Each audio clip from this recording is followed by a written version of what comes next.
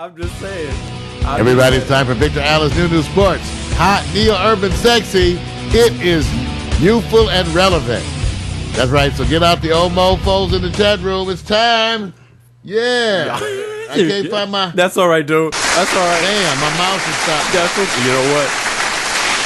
Thank you for doing that quick intro for New Sports. I don't even have to get into anything else but to take you right to the place, because we touched on a number of subjects today that dealt with Conspiracy Wednesday. And sports is not a conspiracy, but there is one thing that's happening, and it's going to continue, and I can't ignore it. We went there yesterday. The day is coming, you guys. It's coming.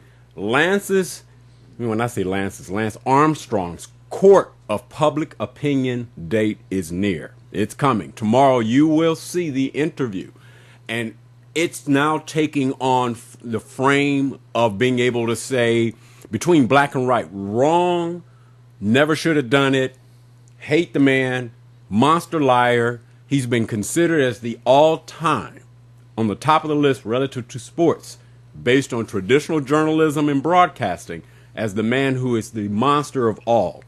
And so it allowed me to sit there and say, let me frame it in a way where I'm not making the judgment. I'll just pose the question. Cancer survivors versus the monster liar. Because there are survivors, then there's the monster liar, if you believe him. Some cancer survivors are monster liars. Right. So I'm just... And some monster liars are cancer survivors. Right. So here's the question. Are cancer survivors better off with or without Lance Armstrong's legacy? See, because it continues. You know, I don't know. Think about it now. Better, because I don't know that those kind of things affect each other. Oh, you're having people chime in who are cancer survivors, and they're wedged. Any monies that help things, but that doesn't change who he is. The one thing that's wonderful about these kinds of things is that they are inherently extremely forgettable, and that for every generation that is out there, these kinds of incidents are the first things that people forget. Right. They're in that first group, Vic, when you move on and get older. Right. That you forget who did who. You be like, who, what? Like Natalie Wood. They're trying to talk about Natalie Wood lately. Always bring it back. I'm saying, oh man, you have to really make us wonder. So I don't know if it's going to be that. I don't know that he has a legacy.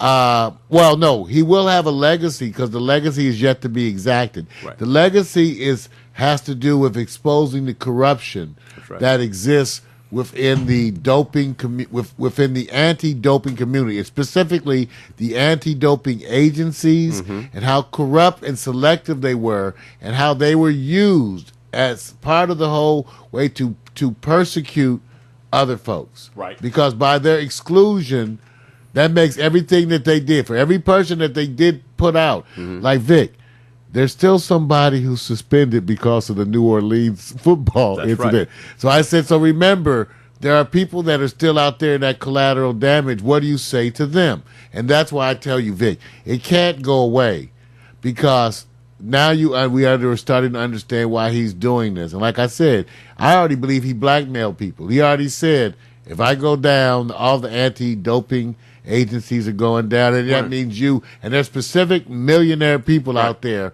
right now who know this. Well, and here's the part. The assumption is, most of the time when you have a story like this, that the opposing people, platform, or individuals were all the good guys. It's the part where they say this, and I've asked this before, and I've always said this, that if you choose to be in a particular industry and you know it's coveted by a certain culture, it's like baseball or anything else. Baseball has been influenced by PEDs. We knew that. A lot more, and it still continues. But it hasn't made people continue to hate. After they got past the Mark McGuires, the Bonds, Barry Bonds, all that, it's now taking on this level. Now when you get something, a PED report, whatever, you take it with a grain of salt to a certain extent. For the same kinds of reasons, too. Right. And they already said, do you hear what they said? They said they may get into the Hall of Fame if you wait long enough. Yeah, it's always the So what does that mean? No, you mean when the other sportscasters who are familiar with it die off, right, and all the young ones who don't care are now the ones voting, right, then you get voted in. Right. And all I'm saying is that when I say cancer survivors versus the monster liar, The part that is that when you hear Stuart Scott, the announcer, broadcaster who's dealing with his third term of cancer, and you hear about what happened with his dialogue and conversation with, say, Lance. I'm not forgiving him. I'm not saying you guys, right. Lance is a good man. I'm not saying he's a bad man. I'm saying you're going to have people wedging this story where they don't care about the corporation's money and investment. They're going to say, here's that money that was raised. And so I look at it this way. Well, the money was raised. Was it better off not to have raised that money, even though he's a bad man? Because it's like Wall Street, too big to fail. But that's a slippery slope. That's why I don't get. In other words, like I said, Hitler was known to love animals. Right. So if a mass murderer, or somebody on their guilty conscience, okay, and I go, well, you know what? I'm sorry. Right. I'm dying, and I was a mass murderer. I killed all these people, but here's some millions that I saved up and made off of them. Well, but see, I'm gonna wedge it different. I'm gonna say no deaths are involved in this until we find out. That's what I'm saying. The whole thing is a slippery slope. Remember, so it's a matter of degree. It's like saying to somebody, "Would you sleep with me for $1 million?" And they say, "Yeah." And then you say, "Will you sleep with me for $10?" They want to get insulted. Right. And then you say, "Well, what do you think I am?" They say, "Well, I thought we already decided that. We're just haggling over the price." Right. So either you're guilty or you're not to me. And he's guilty. So the whole thing is that I just don't give you a pass because you donate out of a guilty conscience. So I just don't go down that slope. And I'm using it different. I'm saying I'm trying to say, what do the cancer survivors see? Everybody's gonna I think that's nice, but irrelevant. Right. I actually think it's irrelevant. Well, not from the seat of the person who had cancer. No, but their opinions about where the money came from is irrelevant. But that's what they're whether using. you had cancer or not. But they're using that, and that's sure the they part are. But that's what I'm saying. It's irrelevant. What if you're an ignorant person who knows no better, and this is the way you're trained to think? Right. Okay. Well, that's what I'm saying. Is so the cancer patients' feelings about the therapy they got, and the fact that it was paid for by dirty money, I just don't think those feelings are relevant. It's cool that you have them, but either way, they're irrelevant to us how we solve the issue. We have to solve the issue. Well, watch this. If they do go to court, if you're setting up your team, see, for me, I already said that I think a lot of the cancer survivors who actually said, the ones who have the sayings that mean the most have said, there were all other alternatives. You could have gone over here. There wasn't just Lance and what he did. There were other organizations. So I looked at that and said, yeah, you're right. People who actually got uplifted. And unless you're saying there's not enough money, there's not enough that they can use that argument all day. But I think when they go to court, that's why I'm saying cancer survivors versus monster liar.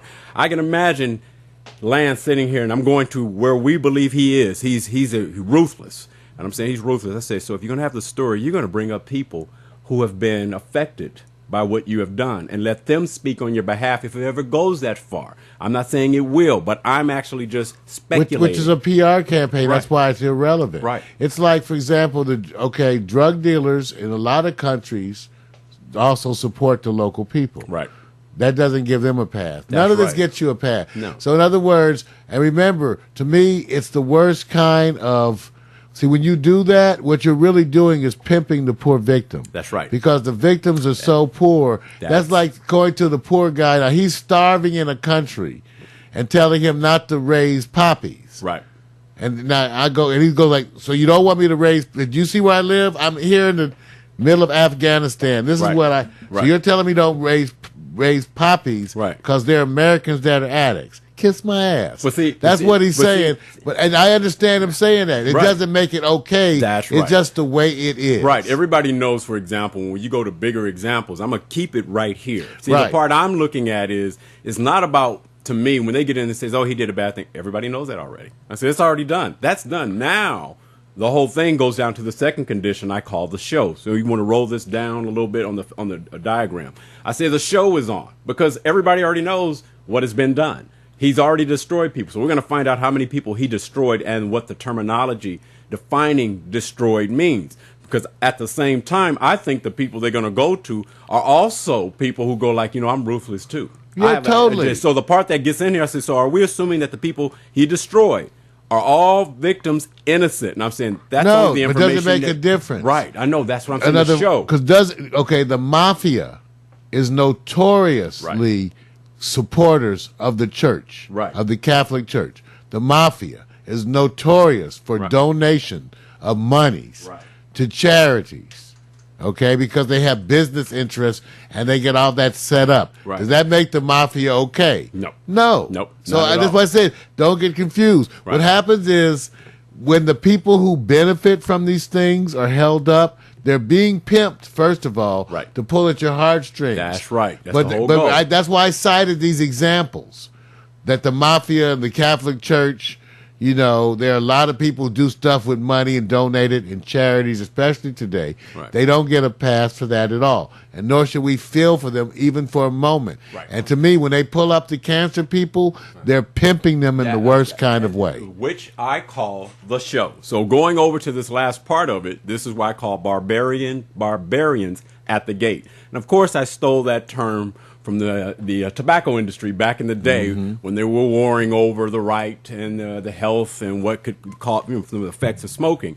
And I said they were so busy going into who can have the most money, they weren't really trying to care for those who were in failing health or subject to smoking that could cause cancer, et cetera, et cetera. Now we're going to get into the part where everyone from TV, corporations, healthcare, nonprofits, religion, community, social media are ready to position and chime in on the blame and shame of people Lance destroyed. So the question is, how bad is the bad of the Lance Armstrong effect, or will Lance go down in sports as the all-time badass monster of them all? What do you think, Mario? How bad is the effect? It's very bad initially. How Lance will go down in sports? I actually, Vic, have been thinking about this, and I think he's not going to go down that bad. Now, let me tell you why. This is a terrible. It must say, wow, that's terrible. No, it's not because he didn't do bad. I think you're going to see one of the most impressive damage control campaigns that you've ever seen of all time.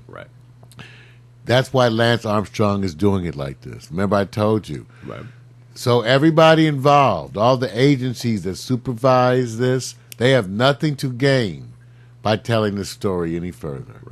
There's no one in biking, whether you make bike parts, bike hats, biking shoes, whether you're a sponsor of the Tour de France, whether you're a regular contributor, make money from printing, whether your restaurant does wonderfully as you serve tea and espresso and croissants to the folks that line up. There's no incentive for anybody to dig out the truth whatsoever. So I think that even though you have huge amounts of terrible, terrible stuff, I actually thought about it. I think you're going to see one of the most impressive damage control things since Ronald Reagan's presidency, when they made you think he was excellent. Okay, all right. You're going to actually see one of those. That's what I think's going to happen. And excuse me, Norm, I know you have to go. If you already taken off. And PMC, I did check you out when you said cancer is real. You can't associate with liars and false institutions. I didn't want to ignore you on that. I saw that in your chat. I just wanted to go ahead and actually say I don't have the answers for this. I'm just putting up what I think is going to happen. Because we're pre-interview. Come tomorrow, the day after, watch what happens when people formulate what they've seen, even though even Oprah said, I didn't get the satisfaction I wanted. So that's cool. Yeah, they already looked at the cut. They already looked at the final cut. Which I'm sure legally he had to prove in some ways. I'm sure there was. Here's the thing, Oprah. Why don't you show us the contract?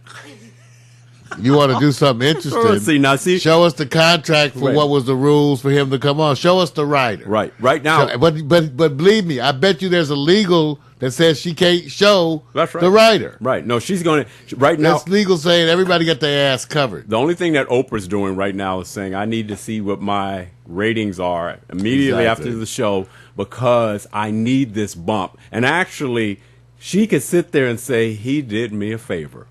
Here's the part where I say barbarians at the gate. I'm not saying Oprah is a barbarian. What I'm saying is the attitude of being successful in a corporate arena that deals with money, sponsorships, viewers, all those mobilized to an effort and or a cause. Isn't she in that same place where she's going, yes, this will be the way we bump. are now. That's why we're cleaning up our act. That's right. We can't hang out with no Rosso classical drinking, folks. So there's no alcohol, Mac. There we go. That's right. We're not going to have any drugs We're gonna have a very Christian environment. That's called the transition. That's the Christian. That I don't even want to go there. No more hot picks because it's heathen. Done. It's these heathen hot picks. To subject number 2 to take us out of this new sports. We're going to continue on with the Lance. It's going to be even bigger because it's still got to be post-interview. Okay, there was a recent basketball game that involved one of Mario's favorite athletes named Carmelo Anthony. And, remember... Nice guy. I met him, you guys.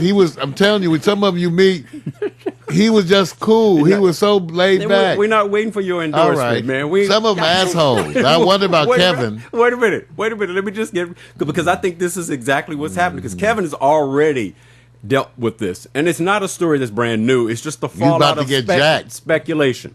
So here it is. Remember after Celtics played the Knicks recently, Carmelo wanted to confront KG. Caught him in the tunnel.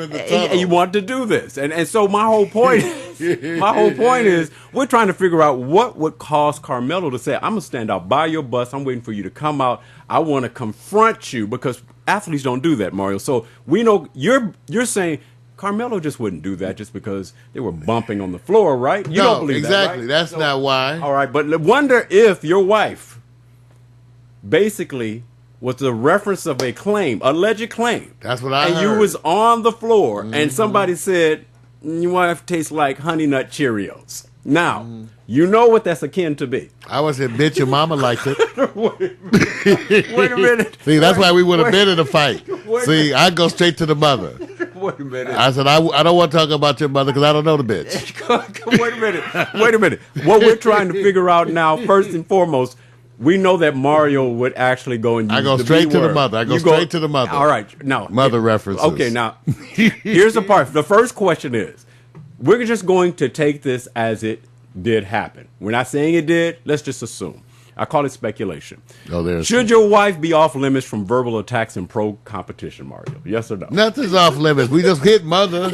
If you can hit mom, come on. Okay, wait a minute. I mean, if you're going to talk about mom, you get to talk about their girlfriend. What about your girlfriend or fiance? Should they be off limits? If you can talk about mom, you can talk about everybody. So we should be discussing, can we take mom off of the list? Okay, now here goes to the real part. Yeah, we can talk about your woman. We can't. See, what you're saying is no off limits. There's anything is included.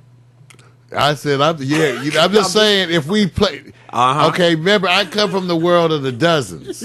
I was number 2 in the school. Well, see, that ain't got nothing to do with it. And the whole point is to hurt your feelings. It ain't to be kind to you. We're not doing this to make you feel better. Right. This is not something you do to build self-esteem. I'm there to rip you a verbal hole in your head. Well, here goes. That's what it's for. It's designed to hurt. Let's take it to the next level. The next level is why and what caused Melo to wait around to confront Kevin. What do you believe happened, Mario? He probably said he thought he went over the line. He probably said something about mom. I don't know if it was about Lala. Okay. He probably said something about his mother. Okay, now, let me just say this. We have 2 choices here. Is Kevin Garnett a man who takes the high road and this is all a joke? He talks a lot of stuff. And he has so much ammunition. I would be calling him string bean, and I said, dude, I'm trying to figure out your head. Wait a minute. I keep looking at your head, and I don't know whether to rub it, make a wish, or is that the moon out early? Well, let me just, for those of you who are probably maybe just tuning in and you need to see the picture of who we're referencing, as far as Carmelo's wife, Mario, wants we roll down real quick so they can see the pic of Lala. So that's Don't mess with Lala. She went to Howard. See, she came down to Atlanta after that. See, so here's the part that, is it a compliment that if somebody actually says your wife tasted like Honey Nut Cheerios? Mar, I want you to stop before you answer this, because the inference is they already know because they tasted it. I was ask your daddy how I tasted. Wait a minute, Mar, wait. He's a tasted bitch. Wait a minute. When Kevin Garnett says that, is that because he knows what the taste is like, or is that because he's heard what the taste is like? Oh, no, he's just talking stuff. Okay, so there's no realness to it. No, right? But that's why you can't freak out when people talk about your people. That's why you have to just come back. Okay. See, the whole point is to say something about someone that's significant to you. Right. And it's not, it's not true. Like, so Kevin is, so wait a minute. Carmelo's on the side because he said, you talk about my mama. I will give you this last question. Mm-hmm. What do you believe was said? That Carmelo's sitting there because you talked about my mama or you talked about my wife? What do you think? I think he talked about. I heard he said something about Lala. I just want to know what he said. Cause see, I would have went straight at his woman. I said, I would talk about your woman, but I'm tired of spanking that bitch. Okay. Tell her stop calling me. Tell her stop calling me. Okay. See, I would have went there. I know what you would have done. See, so all you have to do is keep rolling with the insults. So so here's the part in exiting. If you had to believe in the character of each individual, you're citing more so that it's like teenagers on the playground. Wait. You're citing more that Melo's there because he crossed the line. It's probably a wife. Melo could not take the yeah. What happens when you talk enough stuff to people? When I was in junior high, women wanted to slap me like, Mario, you mother. I said, don't hit me because I'm gonna beat your mama tonight. Oh, okay. All right, I'm leaving that alone. Say whatever. I'm leaving that alone. So see, remember I told you I was number 2 in the school. I'm getting out of New Sports. That was it, you guys. Thank you so much. Don't mess with us. I just want to let you know. I just have the questions. Don't mess with people who play the dozens. I don't have the answers. I just have the questions. They're going to talk about your woman and your mama. I don't do that anymore because I've gotten grown up and I'm more mature. I would have put you guys in the position of voting who's the big pimping and who's the baller, but they're both ballers. They're both big pimping. I'm on Carmelo's side.